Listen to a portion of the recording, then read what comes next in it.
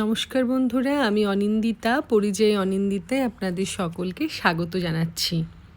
যদি মনে হয় শহরের ভিড়, গতানুগতিক জীবনের গতি, যানজট, উৎকণ্ঠা সব কিছু থেকে একটু শান্ত বিকেল, আরব সাগরের ওপারে এক রক্তিম সূর্যাস্ত উপহার পেতে হয়, তবে দিউ দুর্গের জুড়ি মেরা ভার। দিউ ফোর্ট ভারতের গুজরাট রাজ্যে দিউ দ্বীপে অবস্থিত এক ঐতিহাসিক সমুদ্র দুর্গ।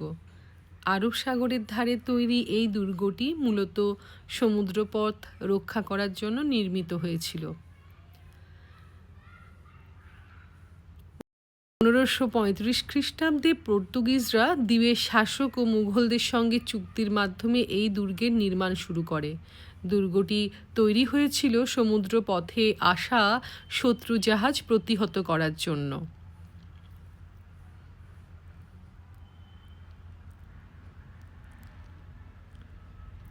শক্তিশালী দেওয়াল, বিশাল কামান ও উঁচু প্রাচীরের কারণে এটি ছিল প্রায় অজেয়।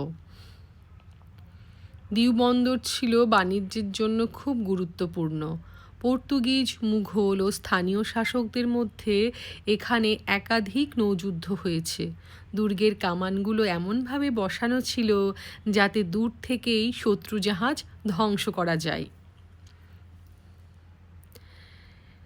এরপর 1961 সালে দিউ, দমন ও গোয়া ভারতের সাথে যুক্ত হয়। এরপর দিউ ফোর্ট হয়ে ওঠে পর্যটন কেন্দ্র।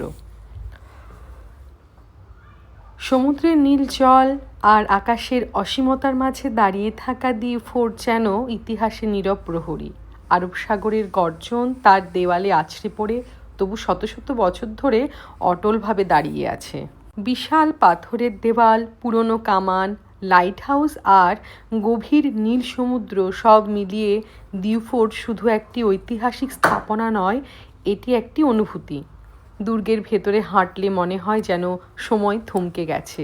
চারপাশে তাকালে একদিকে শান্ত নীল সমুদ্র, অন্যদিকে শক্ত পাথরের দেওয়াল, যেখানে ইতিহাস আর প্রকৃতি একসাথে কথা বলে। সূর্যাস্তের সময় দিউ ফোর্ট সবচেয়ে সুন্দর। কমলা রঙের আকাশ, ঢেউয়ের শব্দ, বাতাসে নোনা ধরা গন্ধ, এই মুহূর্তগুলো মনে গেঁথে যায় চিরদিনের জন্য। দিউ ফোর্ট মানে শুধু দেখা নয়, অনুভব করা। সমুদ্রের নীল জল আর আকাশের অসীমতার মাঝেও দাঁড়িয়ে থাকা দিউ ফোর্ট যেন ইতিহাসের নীরব প্রহরী। আরব সাগরের গর্জন তার দেওয়ালে আছড়ে পড়ে, তবু শত শত বছর ধরে অটলভাবে দাঁড়িয়ে আছে এই দুর্গ।